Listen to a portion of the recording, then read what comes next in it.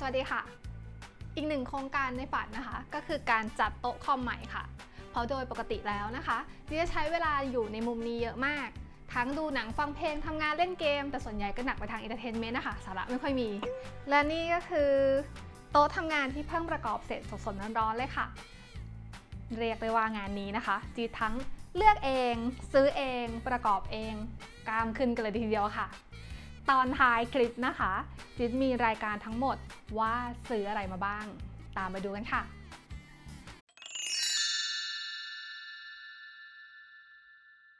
คอนเซปต์ที่จิตใช้ในการจัดโต๊ะคอมใหม่ครั้งนี้เพื่อเปลี่ยนลุคแอนด์ฟีลจากโต๊ะคอมเดิมที่เห็นในคลิปสิ่งที่จิตอยากได้นะคะก็คือพื้นที่โต๊ะที่มีขนาดใหญ่เน้นดีไซน์เรียบๆแต่แข็งแรงเพื่อใช้พื้นที่ได้มากขึ้นสามารถวางจอมอนิเตอร์ขนาดใหญ่ได้เก้าอี้ก็สำคัญเน้นเรื่องความสวยงามแต่ต้องนั่งสบายไม่ปวดหลังค่ะตอนที่จิตทำนะคะห้างก็ปิดอะค่ะก็เลยใช้วิธีการสั่งของออนไลน์มาแทนค่ะ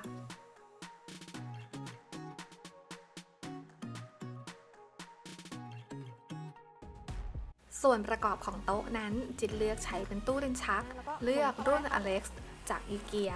ใช้ทั้งหมด2ชุดค่ะเพื่อเป็นลิ้นชักในการเก็บของและที่วางหน้าท็อปไม้ของเรา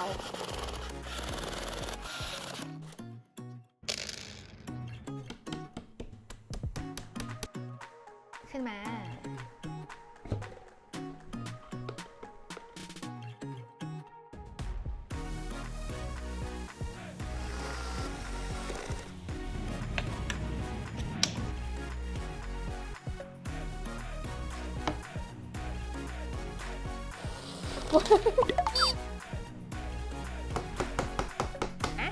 ถ้ามันถูกมันจะเข้าง่าย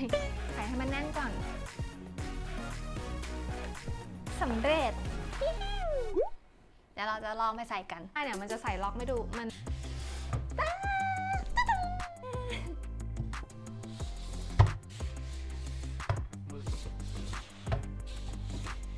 ก็เรียบร้อยแล้วค่ะ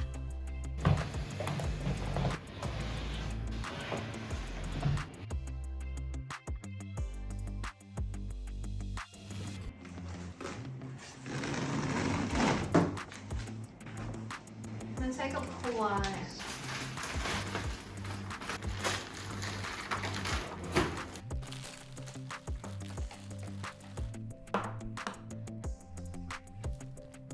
อันนี้เดี๋ยวเราจะมาประกอบโต๊ะกันนะคะหลังจากที่เราได้ตู้มาแล้ว2อันอันนี้จะเป็นบานหน้าโต๊ะรุ่นคาร์บี้ของอีเกียนะคะจากที่เห็นเราก็จะมีสายไฟเยอะเพราะฉะนั้นเราจะต้องมีที่เก็บรางสายไฟที่มีรางที่เก็บเพราะฉะนั้นเราจะต้องมีรางที่เก็บสายไฟขาโต๊ะอันนี้เป็นแบบยืดหดไม่ได้สาเหตุที่เราต้องใส่ขาเพิ่มตรงนี้นะคะเนื่องจากว่าท็อปตัวนี้มีน้ำหนักค่อนข้างเยอะประมาณ30กว่ากิโลแล้วก็บวกกับของที่เราจะวางบนโต๊ะอีกขามาช่วยรับน้ำหนักโต๊ะอีกทีหนึ่งแต่กรณีถ้าเกิดว่าใครซื้อหน้าท็อปนะคะหน้าโต๊ะเนี้ยที่เป็นไซส์ของโต๊ะทำงานนะคะเพราะว่าอีเกียเขาจะมีไซส์หนึ่งที่เป็นไซส์โต๊ะทำงานด้วยอันนั้นก็ไม่จำเป็นจะต้องใช้ขาเพิ่มเติมค่ะอ๋อลืมตอนวางต้องมีอันนี้ด้วยนะคะพวกแบบเขาเรียกอะไรสกอตอะไรเงี้ยระวังกันลื่นกันบนโต๊ะลื่นเพราะเราจะไม่ได้เจาะตัวโต๊ะนะคะอันนี้จะเป็นสว่านไฟฟ้าเรามาเริ่มลุยกันเลยค่ะไปค่ะมาวัดจ้ะ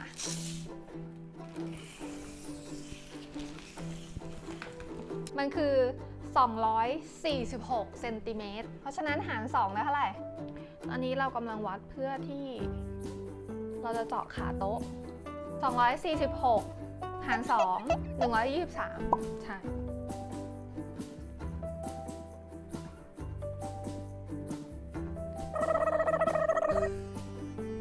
ร้องเพลงก่อนเปิดยังไงใช้ดอกมันเล็กๆก่อนไหม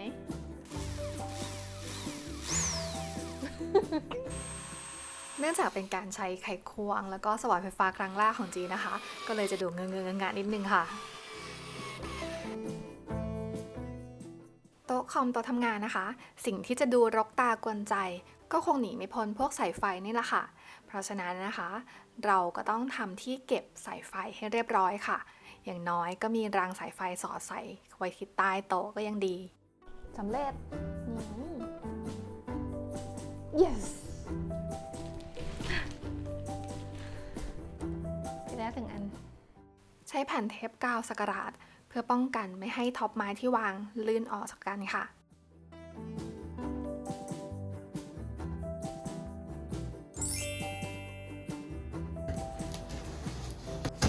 เก้าอี้ที่เลือกเป็นแบรนด์ Andaseat รุ่น Dark Knight รับประกันถึง 6 ปีที่เลือกก็เพราะชอบดีไซน์สามารถปรับเบาะได้ค่อนข้างตอบโจทย์เป็นเก้าอี้กึ่งเกมมิ่งและสุขภาพที่ถูกใจโยโยโยโยโยฟิว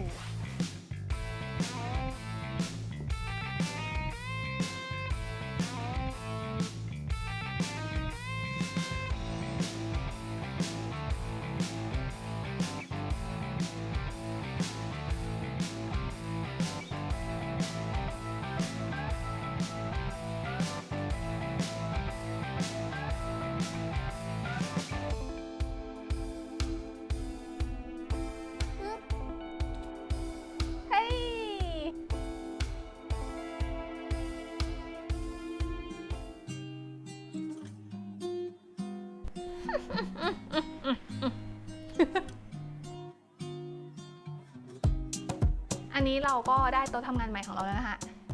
เดี๋ยวเราจะมาจัดโต๊ะกัน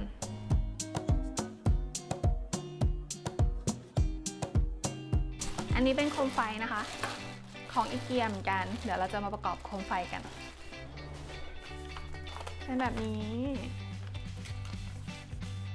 หมุนลักษณะก็คือใช้แค่นี้เลยหมุนแล้วก็เอานี้ไปเสียบกัน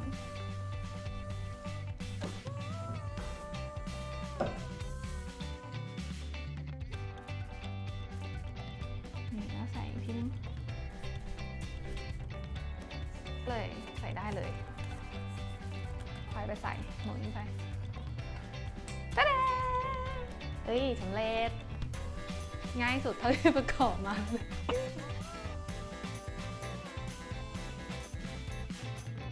อุปกรณ์ชิ้นต่อไปจะเป็นอะไร เดี๋ยวไปดูกันค่ะ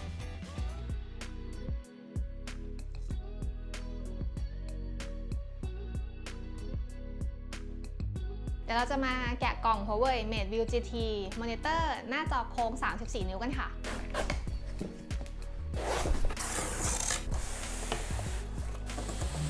น้องกล่องน่าจะเป็นพวกสายไฟ นี่อุปกรณ์คู่มือสายไฟอะแดปเตอร์สายต่างๆให้มา3 ซองฮึบอ๋อวันนี้ฐานตั้งนี่กล่องใหญ่ของเราใหญ่สุดๆอันนี้ก็เป็นหน้าจอมีน้ำหนักเหมือนกันนะตัวฐานอันนี้เป็นขาตั้งพร้อมลำโพงในตัวนะคะเป็นซาวบาร์แบบนี้นี่ก็เป็นที่ตั้งจอ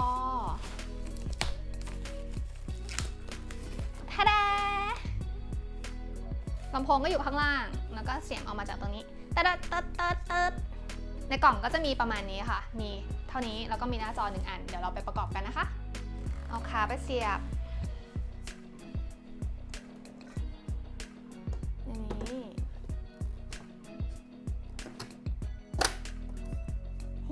เย่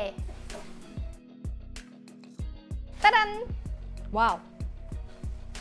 โค้งจริงด้วยอ่ะไปขึ้นโต๊ะกัน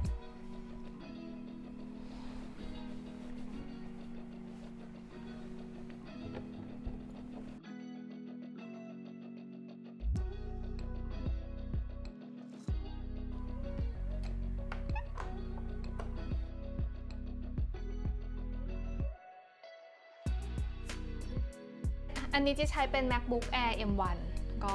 ประมาณนี้แล้วก็เดี๋ยวมาเปิดเครื่องนี้ก่อนมาแล้ว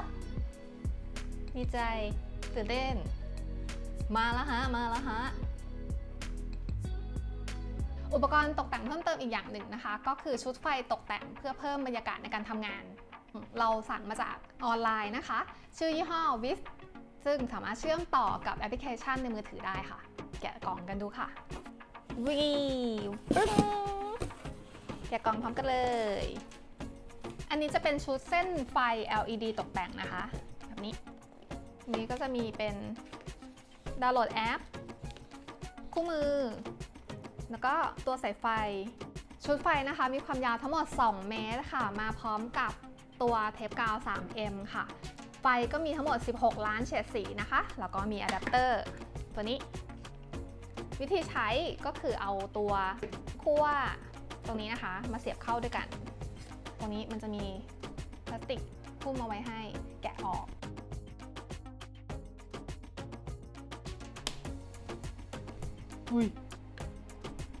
มาแล้ว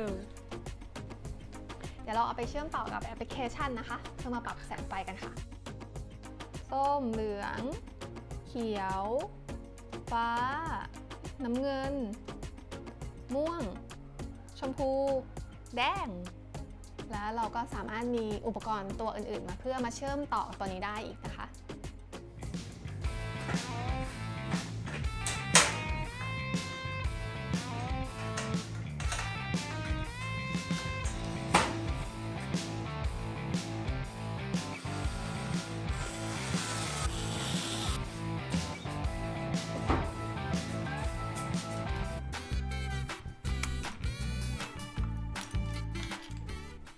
มากันที่คีย์บอร์ดจินเลือกเป็นคลีคอนรุ่น K2V2 แล้วก็นำมาคัสตอมตกแต่งนิดหน่อยตามสไตล์ที่ชอบเป็นไงสวยไหมคะ ลำโพง Audio Engine A2 Wireless ที่วางจอมอนิเตอร์จากอีเกียเพื่อใช้ปรับระดับความสูงเพิ่มความสดชื่นด้วยต้นไม้และก็ตกแต่งด้วยโคมไฟสวยๆนิดนึงค่ะวงการตกแต่งจัดโต๊ะคอมนี้นะคะเข้าแล้วออกยากเลยค่ะไว้จิ๊ดมีไอเทมอะไรใหม่ๆจะมาทยอยอัปเดตให้ฟังนะคะออกตัวก่อนนะคะว่าจิ๊ดไม่ใช่ผู้เชี่ยวชาญทางด้าน IT ก็หาความรู้แลกเปลี่ยนกับเพื่อนๆตามกลุ่มแล้วก็ใน YouTube นี่แหละค่ะถ้าใครนะคะมีคำถามสนใจสงสัยตรงไหนก็สอบถามไว้ได้ในคอมเมนต์ใต้คลิปนี้นะคะแล้วจิ๊ดจะมาตอบให้ค่ะสำหรับวันนี้ไปแล้วค่ะสวัสดีค่ะ